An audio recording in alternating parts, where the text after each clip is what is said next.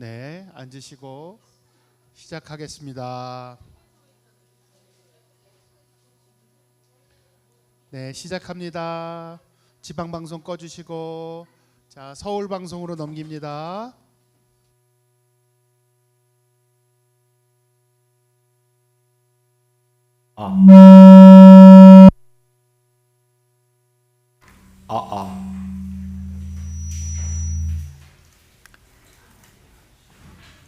지금 어떻습니까?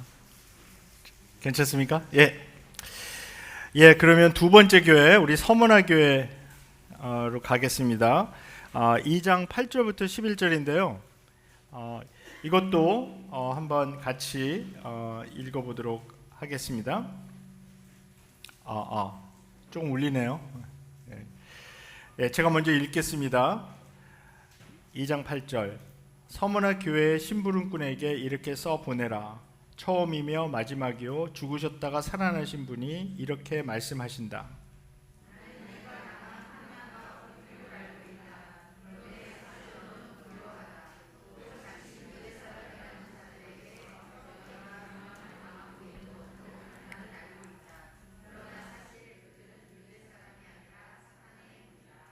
네가 장차 받을 고난을 두려워하지 말아라. 보아라, 악마가 너희를 시험하여 넘어뜨리려고 너희 가운데서 몇 사람을 감옥에 다 집어넣으려고 한다. 너희는 열흘 동안 환난을 당할 것이다. 죽도록 충성하여라. 그리하면 내가 생명의 면류관을 너에게 주겠다. 귀가 있는 사람은 성령이 교회들에 하시는 말씀을 들어라. 이기는 사람은 둘째 사망의 해를 받지 않을 것이다. 자, 두 번째 편지는 이 서머나 교회에 보내진 이제 편지죠. 이 서머나는 에베소 위쪽으로 이제 북쪽으로 약 한 80km 떨어진 곳에 있었습니다. 이 에베소와 마찬가지로 이 서머나도 1세기 경에는 항구 도시였었습니다. 그런데 굉장히 흥미롭게도요, 이 7교회에 보내진 7도시 중에서 아직도 큰 도시를 이루어서 잘 나가고 있는 도시는 이 서머나밖에 없습니다. 지금은 이제 터키에 가시면 이즈미어라는 도시로 되어 있는데요. 터키에서도 그 세 번째로 큰 이 도시였습니다. 그러니까 이제 터키를 가게 되면 이제 이스탄불로 가서 뭐 이 비행기를 갈아탈 때 이즈미어에서 갈아타는 경우가 상당히 많이 있어서 저도 여러 번 이제 갔었는데요. 갈 때마다 서머나로 가는구나 이렇게 생각했었습니다. 이 지형적인 조건 때문에 그 고대에는 이 거의 모든 정치, 군사 세력이 꼭 점령해야 되는 도시로 유명했습니다. 그래서 이 도시에서는 많은 전쟁과 파괴가 있었습니다.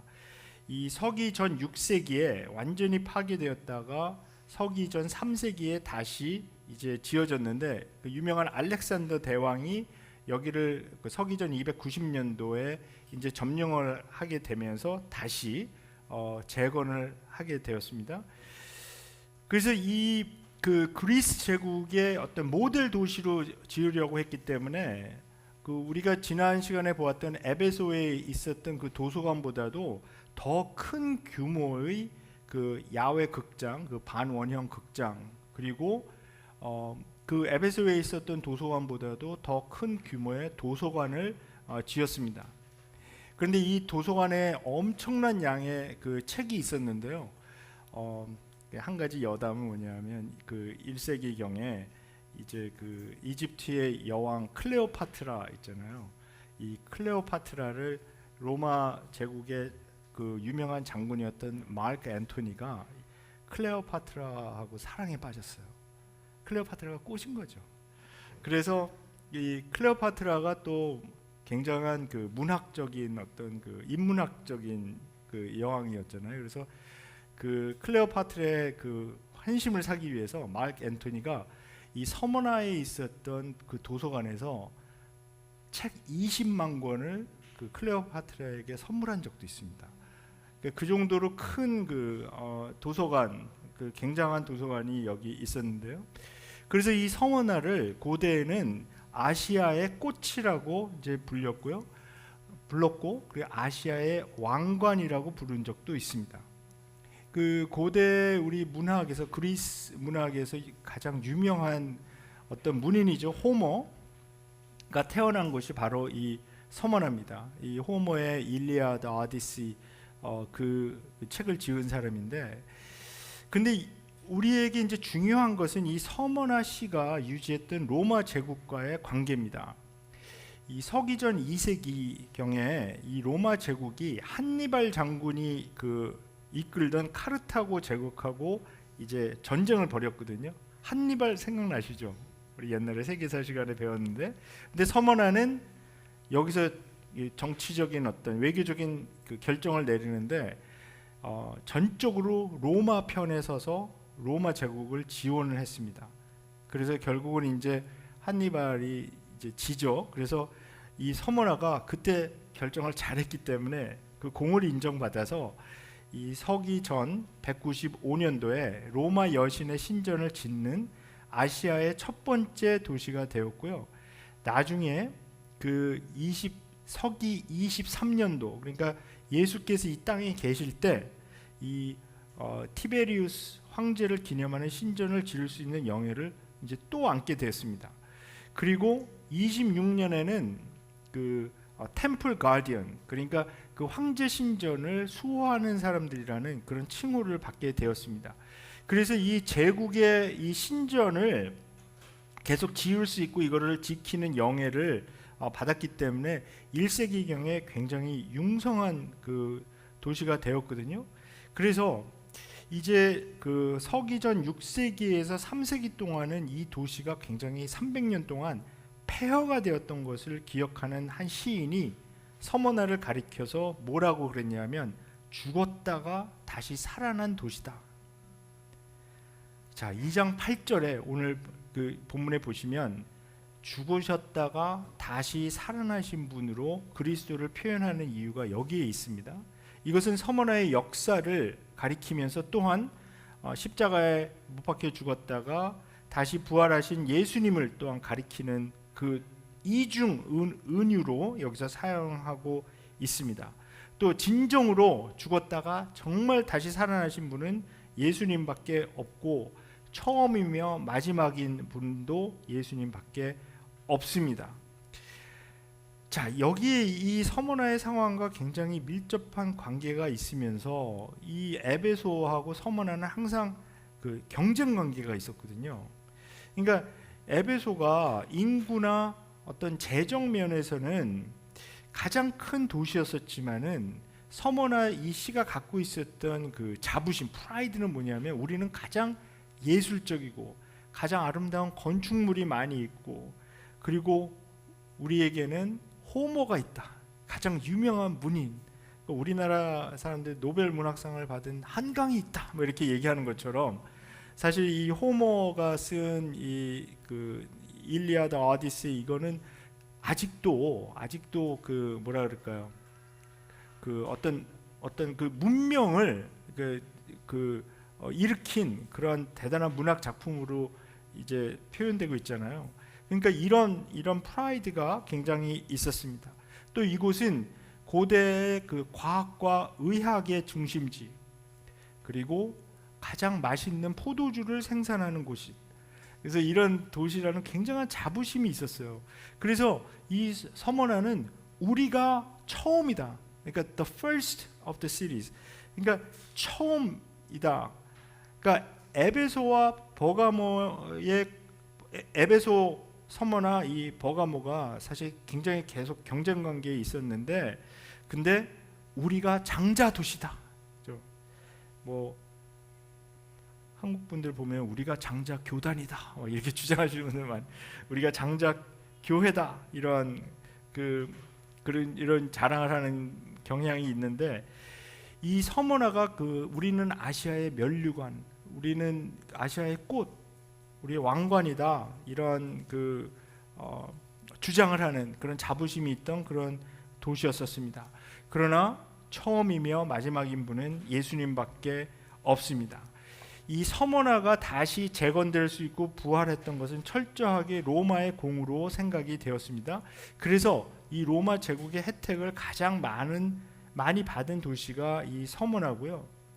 그래서 이 도시에서 로마 황제 숭배, 또 로마의 여신을 숭배하는 것, 이게 굉장히 중요한 일이 되었죠. 그러니까 로마의 축복, 혜택을 그렇게 많이 받은 서머나가 만약에 그 은혜를 인정하지 않는 것, 이것은 반역이라고 생각이 되었죠.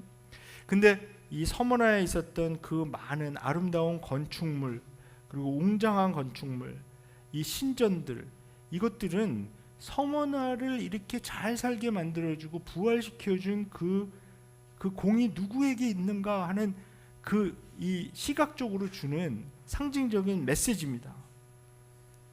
그래서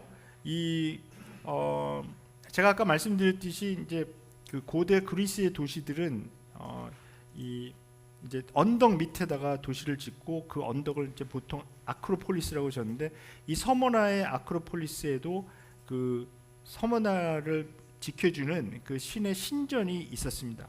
근데 이 서머나를 이 바다 쪽에서 이렇게 접근하던 이게 굉장히 아름다운 건축물이었다 그래요. 지금은 파괴돼서 없어졌지만 어떤 시인이 그 광경을 바다 쪽에서 보면서 서머나의 면류관이다 이렇게 불렀습니다. 2장 10절 오늘 이 본문에 보시면 죽도록 충성하라 그리하면 내가 생명의 면류관을 너에게 주겠다 이렇게 말씀하는 것은 이 서머나의 역사 그리고 그들이 갖고 있었던 명성 이런 것과 다 관계가 있었습니다. 그런데 이렇게 잘 나가는 도시에 살고 있었던 이 서머나 교회 그 교인들은 그렇게 좋은 환경에 있지 못했습니다. 예수께서는 그들의 환난을 잘 알고 있다고 계속 말씀하십니다. 자, 에베소 교회를 다룰 때 우리가 보았던 것이 그 어떤 그 교회의 아주 중요한 그 표징이 있었는데 그것이 바로 사랑이었죠. 그러니까 에베소 교회가 상징하는 에베소 교회의 메시지가 우리에게 주는 진정한 참된 교회라면 어떤 것이 있어야 되는가? 그 교회에 사랑이 있어야 된다. 두 번째, 서머나 교회가 가리키는 참된 교회의 표징은 바로 고난입니다. 이 서머나 교회가 당하고 있었던 이 고난은 그들이 가졌던 신앙 때문이었습니다. 이 로마 제국의 이상이 숭배되고 있었던 이 잘 나가는 도시에 살고 있었던 사람들이 이제 예수님을 믿게 되고 예수님을 믿게 되면서 황제 숭배를 거부하고 많은 환난을 당하게 됐습니다. 그러니까 어떤 압력을 많이 경험하게 되었던 거죠. 당시 사람들은 적어도 1년에 한 번 그 황제를 섬기는 신전에 가서 이 시저가 나의 주님이다라고 이제 그 그 어떤 자기들의 그 고백을 해야 되는 그런 형편이 있었습니다. 그런 이 서머나에 살고 있었던 시민들은 자기가 그렇게 했다는 어떤 증서를 받기도 했거든요. 그러니까 그런 것이 없는 경우는 여러 이제 제약을 당하게끔 되는 그런 상황이었습니다. 또 이 예수님을 믿게 된 서머나의 그리스도인들은 경제적인 어려움을 겪고 있었습니다. 오늘 이제 2장 9절에 보시면 거기 궁핍한 것에 대해서 나오고 있잖아요. 이게 상징적인 것이 아니라 사실 문자적인 궁핍을 의미하는 것으로 보입니다. 그러니까 아주 잘 나가는 도시, 예술이 있는 거죠. 문화적인 도시, 이 아름다운 곳에 살고 있었지만은 이 사람들이 믿음 때문에 아주 어려움을 당하고 궁핍하게 된 것, 이것을 여기서 보여주고 있습니다. 그러나 예수께서는 그들이 궁핍한 것이 아니라 사실은 부요하다라고, 그러니까 풍성하다라고 지금 말씀하고 있습니다. 경제적으로는 어렵지만 사실은 풍성하게 해주시는 것이죠. 야고보서 2장 5절에 이렇게 말씀합니다. 사랑하는 형제자매 여러분 들으십시오. 하나님께서는 세상에 가난한 사람을 택하셔서 믿음에 부요한 사람이 되게 하시고 하나님을 사랑하는 이들에게 약속하신 그 나라의 상속자가 되게 하지 않으셨습니까? 그러니까 하나님께서 보시는 가난과 부요함은 그 기준이 다르다는 것이죠. 하나님께서 부요하다고 평가해 주시는 것이 정말 부요한 것이죠. 세상에서 생각하는 부자로 사는 것, 부유하고 아주 풍성한 삶을 산 그 기준하고 하나님의 기준이 다르다는 것을 우리가 꼭 기억을 해야 합니다. 세상에서 제시하는 어떤 경제적인 안정, 경제적인 부요함을 쫓아가는 것을 성경에서는 사실 좋게 평가하지 않습니다. 이 나중에 이제 나오겠지만은 라오디게아 교회 마지막 교회인데요. 거기서는 이렇게 말씀합니다. 계시록 3장 17절. 너는 풍족하여 부족한 것이 조금도 없다고 하지만 실상 너는 내가 비참하고 불쌍하고 가난하고 눈이 멀고 벌거벗은 것을 알지 못한다. 그러니까 하나님께서 보시기에는 라오디아 교회는 아주 궁핍한 교회라는 것입니다. 벌거벗겨진 그런 교회였다는 것이죠. 또 이 서머나 교회는 이제 이런 언급이 이제 서머나 교회하고 다른 교회 두 번이 나오는데 유대인들에게서 받는 어려움이 좀 있었습니다. 자, 근데 이 상황이 어떤 상황인지 우리 좀 설명이 필요한데요. 이 당시 이 서머나는 로마 제국에 대한 충성심 그리고 정치적인 위치 때문에 어떤 특권을 누리고 있었는데요. 그 특권은 부유한 유대인들이 이 서머나로 모이게 하는 결과를 낳았다고 역사가들이 이제 쓰고 있는데 여기 이 서머나로 몰려든 유대인들은 자기들의 어떤 경제적인 파워를 바탕으로 해서 그 도시의 지도자들과 어떤 협약, 딜 같은 것을 맺은 것이 있는데 여러 기록들이 있어요. 유대인들이 받았던 혜택 중에 하나는 병역의 의무 그리고 황제 숭배의 의무에서 벗어날 수 있었다. 이렇게 기록하고 있거든요. 이건 굉장히 사실 로마 제국의 환경에서 특이한 것인데 그런데 이 서머나에는 유대인들이 많이 살고 있었기 때문에 유대인의 회당이 있었습니다. 근데 이 서머나에서 처음 복음이 전해진 곳이 이 서머나의 회당이었는데요. 그 유대인 몇 사람들의 몇몇의 유대인들도 믿었지만은 더 많은 이방인들 그 회당에 출입하고 있었던 이방인들이 복음을 받아들이고 예수님을 믿게끔 되었습니다. 근데 여기서 문제가 하나 생깁니다. 이 유대인 회당을 통해서 예수님을 믿게 된 이방인들은 유대인들이 누리고 있었던 황제 숭배의 의무가 면제된 것을 자기네들에게도 좀 해당한다. 그러니까 우리도 황제 숭배 의무를 이제 그 유대인들이 주장했던 건 이거거든요. 자기들이 이제 유일신을 믿기 때문에 이 황제를 신으로 섬기는 것에 대해서 우리는 굉장히 힘들다. 그러면서 아마 그 서머나의 그 관리들에게 뭐 뇌물도 줬을 거고 이렇게 여러 가지 이제 딜을 해서 이거를 얻어냈는데 이 유대인 회당을 통해서 믿게 된 그리스도를 믿게 된 그 이방인들이 우리도 같은 혜택을 좀 받을 수 없겠는가 그렇게 주장했을 가능성이 있습니다. 그랬을 때 그 유대인들이 그것을 거부했겠죠. 자기들이 누리고 있었던 특권이 위협받을 것을 우려해서 그들을 거부하고 고발했다. 그렇죠?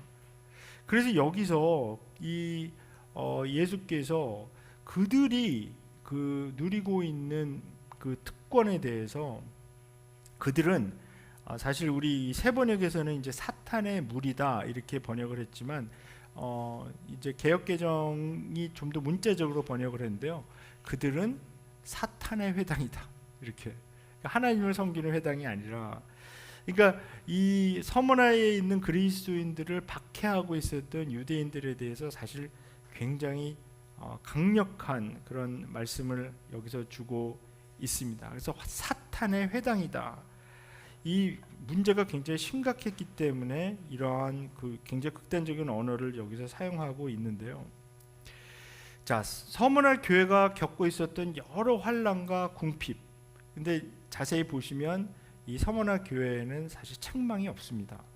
이 7교회 가운데서 책망을 받지 않은 교회가 딱 2교회가 있습니다. 첫 번째 교회가 서머나고 이제 다른 교회에 대해서는 이제 앞으로 나오겠죠. 자, 서머나 교회가 겪고 있었던 환난과 궁핍에 대해서 그리스도께서 잘 알고 계시기 때문에 우리가 기대할 수 있는 것은 그 해결책을 주신다는 거죠. 근데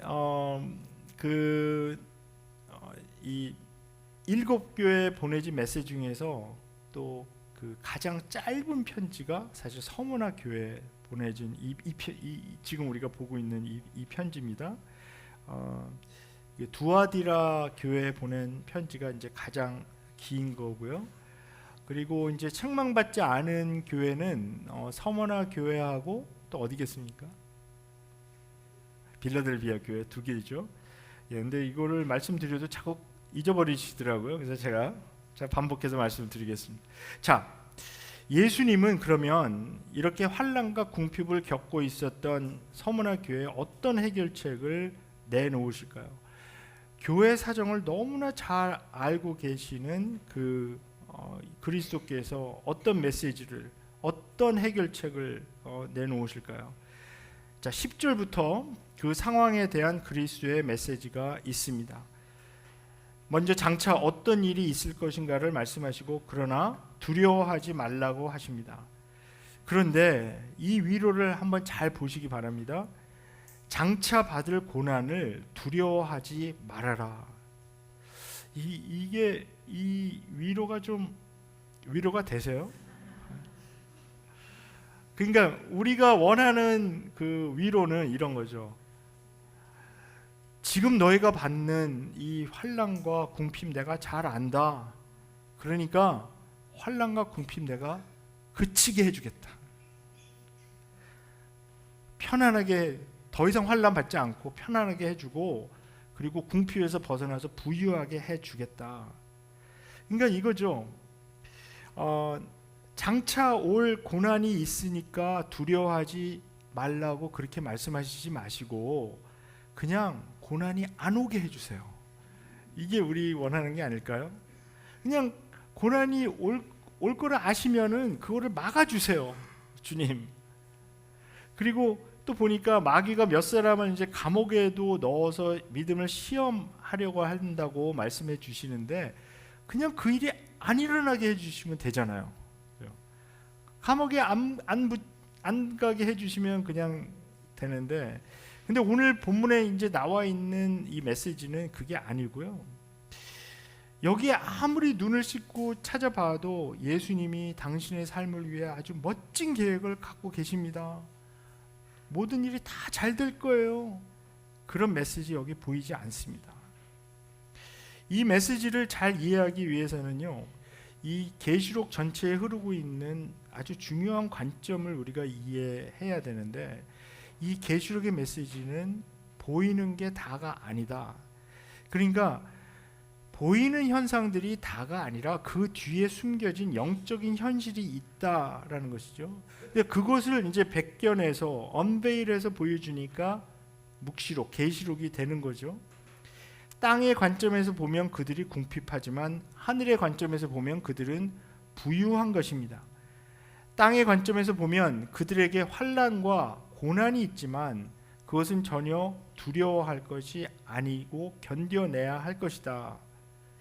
왜냐하면 하늘의 관점에서 보면 사실 그것들을 통해서 이 서머나의 교인들이 더욱더 신실하게 해줄 수 있는, 신실할 수 있는 기회를 주시는 하나님께서 허락하시는 테스트이기 때문이다. 시험이기 때문이다.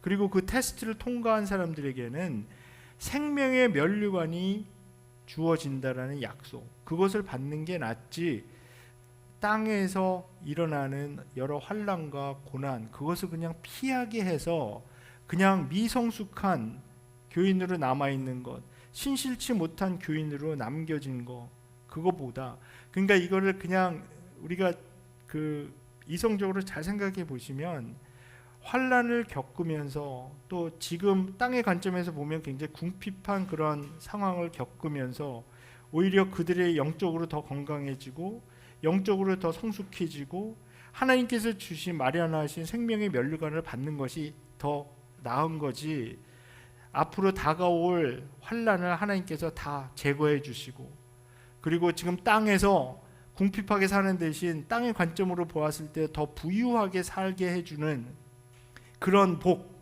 우리 우리 동양적인 개념의 복이죠.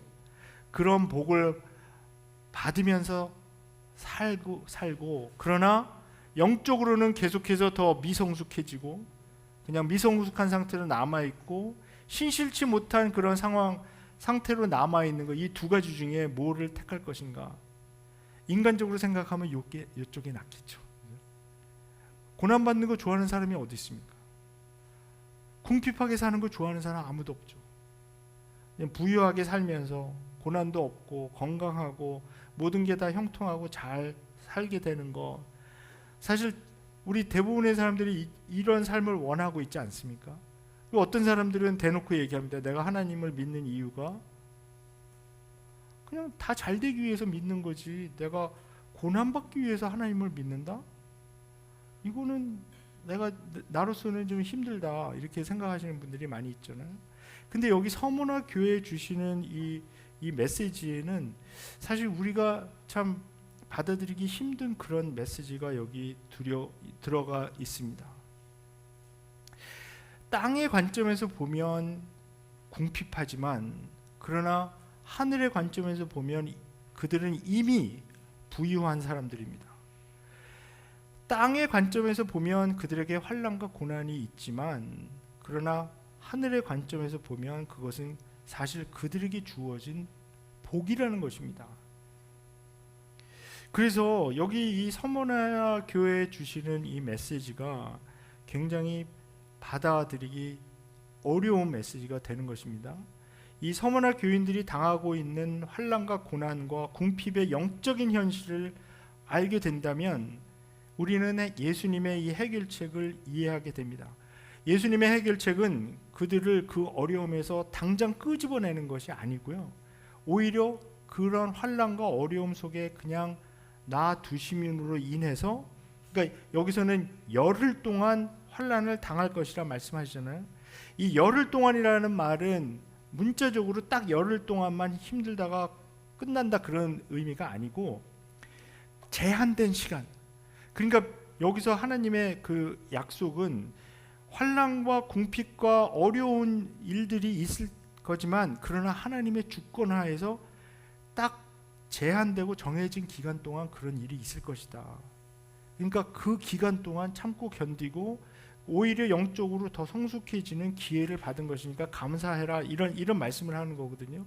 그래서 이것을 예수께서 그 어려운 상황에서 당장 끄집어내는 것을 해결책으로 제시하는 것이 아니라 예수님께서 이런 상황을 다 아시지만은 이런 것을 다 지나가게 하시면서 견디게 하시고 그 와중에 힘을 주시고 이런 상황에서 그 기간이 끝난 다음에 변화될 그 모습을 보고 더 감사하고 고마워해라, 이런.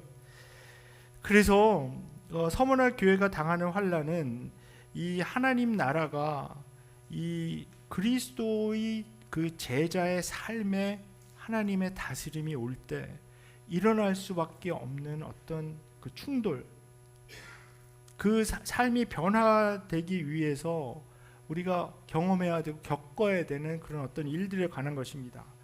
그래서 하나님께서 허락하시는 이 환난, 어려움은 경험하도록 주어지는 것이지 피하도록 주어지는 것이 아니라는 것입니다. 하나님이 그들에게 뭐 어떻게 잘 피하나 보자 그러고서 막 환난을 던지시는 것이 아니라 그 하나님께서 원하시는 우리들의 모습이 있기 때문에 이것을 우리들에게 허락하시는 것이고요.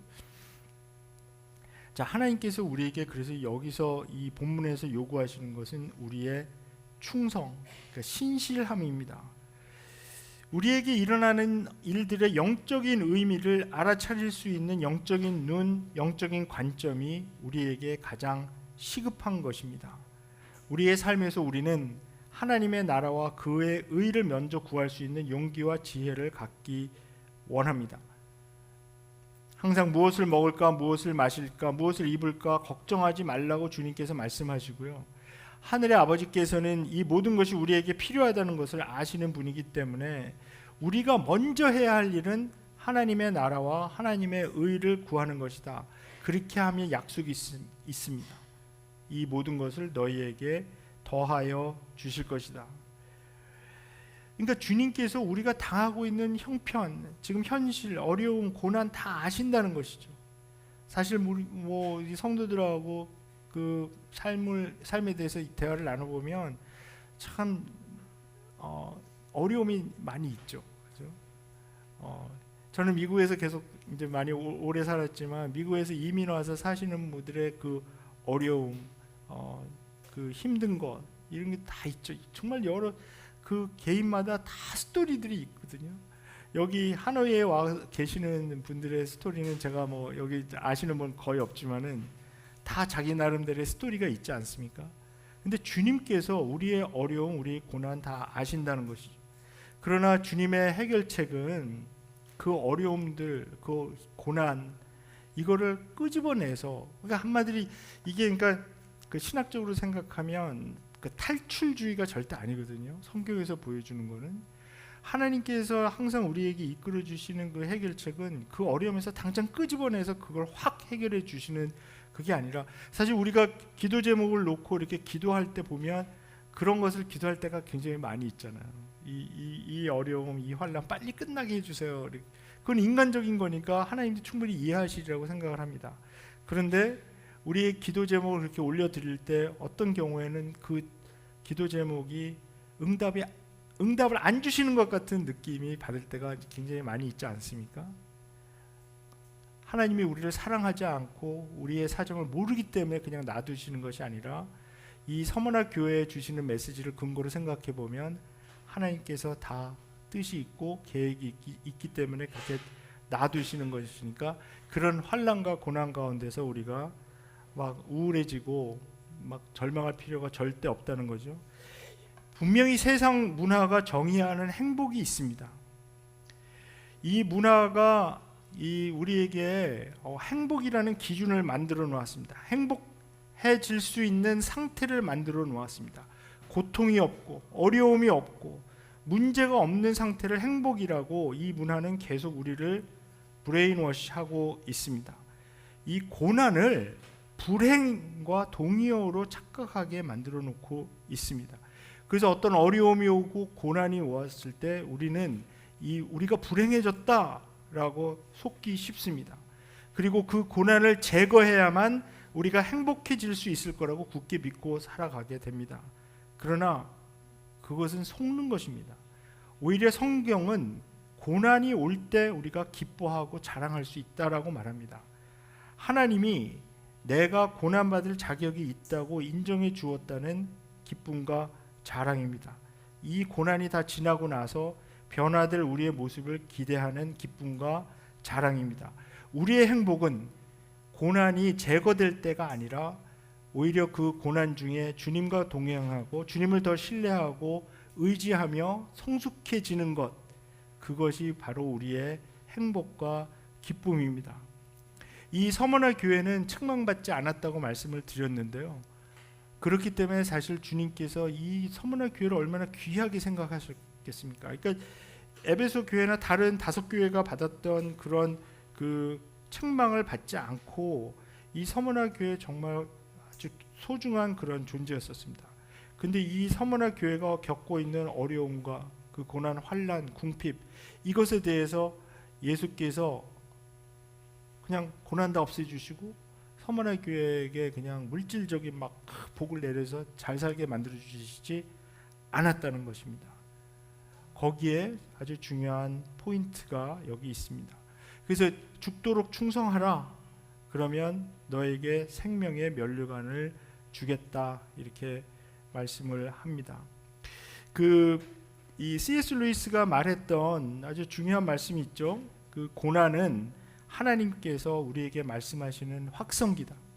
하나님께서 어떤 때는 조용조용히 말씀하시는데 우리가 잘 듣지 않습니다. 그랬을 때 하나님께서 그 메시지를 우리에게 전달하기 위해서 고난이라는 그 확성기를, 큰 스피커 아니면 헤드폰을 사용하시기도 합니다. 시간이 다 되었는데 제가 우리 이제 중요한 점심 시간이죠. 근데 이 서머나 교회를 얘기하면서 꼭 얘기해야 되는 분이 한 분이 있습니다. 제가 그 아웃라인에 적어놨는지 제가 모르겠는데 그 강의 5에 네, 뭐 그렇군요. 근데 제가 그러면 한 3분만 12시 5분까지만 하겠습니다. 이 서머나 교회에는 유명한 순교자가 한 분 계십니다. 그분이 이 폴리캅이라는 분인데요. 이분이 서머나 교회의 비숍이었습니다. 근데 이분에 대한 기록은 아주 연도부터 시작해서 자세히 잘 역사에 나와 있기 때문에요. 우리가 알 수가 있는데 그 서기 156년도에 이 폴리캅이 순교당하게 됩니다. 근데 이분이 그 당시에 그 나이가 86세였었는데 그러니까 이 편지가 쓰여지고 나서 한 60여 년 정도 흐른 후에 이 서머나 교회의 지도자였던 폴리캅이 체포됩니다. 그러면서 그 서머나 교회 그 서머나를 이제 그 다스리고 있던 로마 총독이 폴리캅에게 그곳에 모인 사람들이 다 들을 수 있도록 그리스도를 부인하고 모욕하라고 요구합니다. 그러면 너를 살려주겠다라고 이야기합니다. 그때 폴리캅이 이렇게 대답합니다. 내가 86년 동안 그리스도를 섬기는 동안 그분은 나에게 잘못해 준 것이 하나도 없습니다. 그런데 어떻게 내가 나를 구원하신 나의 왕을 모욕할 수 있겠습니까? 그래서 결국 폴리캅이 화형에 그러니까 불에 태워서 죽는 그 형에 처해지게 되는데요. 폴리캅은 군인들에게 자기를 나무에 묶지 말라. 왜냐하면 나는 똑바로 서서 당당히 죽을 것이다. 그렇게 이야기를 합니다. 그리고 거기서 감사 기도를 드리는데 그 기도를 들은 사람이 기록을 해놓아서 그 감사 기도를 우리가 아직도 알 수가 있는데요. 그리스도의 고난의 잔을 자기가 나눌 수 있는 자격이 있다고 여겨주신 하나님께 감사드리는 기도를 올려드립니다. 그리고 나서 이제 사형이 집행이 되는데 불이 붙여졌는데 너무 바람이 계속 불어서 조금 타다가 꺼지고 또 타다가 꺼지고 그래서 이 폴리캅의 고통이 너무나 오래 지속되는 것을 이제 보게 됐는데 보다 못한 옆에 있던 그 군인 하나가 칼로 이 폴리캅의 목숨을 끊어주어서 고통이 그치게 해줬다. 그런 것이 이 기록이 되어 있습니다. 죽도록 충성하라 말씀하신 그 주님의 명령을 이 60여 년 흐른 후에 이런 그 폴리캅의 삶을 통해서 순종한 것을 우리가 볼 수가 있습니다. 고린도전서 15장 19절에는 이렇게 말씀합니다. 그리스도 안에서 우리가 바라는 것이 이 세상에만 해당되는 것이라면 우리는 모든 사람 가운데서 가장 불쌍한 사람일 것입니다. 그런데 너무나 많은 그리스도인들이 우리가 바라는 것이 이 세상에만 해당되는 것처럼 신앙생활하고 살아가는 모습을 많이 봅니다. 우리에게 부활과 영생의 소망이 있기 때문에 우리는 불쌍한 사람들이 아닙니다. 만약에 이 세상에 속한 것에서만 이 바라는 것이 우리가 소망하는 것, 원하는 것이 이 세상에만 해당되는 것이면 정말 그리스도를 믿고 따라가고 우리가 신실하게 살아가는 이 모습 바보 같은 일이고요. 너무나 불쌍한 사람이 될 것입니다. 그러나 우리에게 있는 영원한 소망은 이 세상에 속한 것들보다 더 영원하고 더 좋은 그런 것에 우리가 소망을 두고 살아갑니다. 그 생명의 면류관을 또 우리 성도님들도 받기를 바랍니다. 예, 그럼 우리 점심 식사 후에 다시 뵙겠습니다.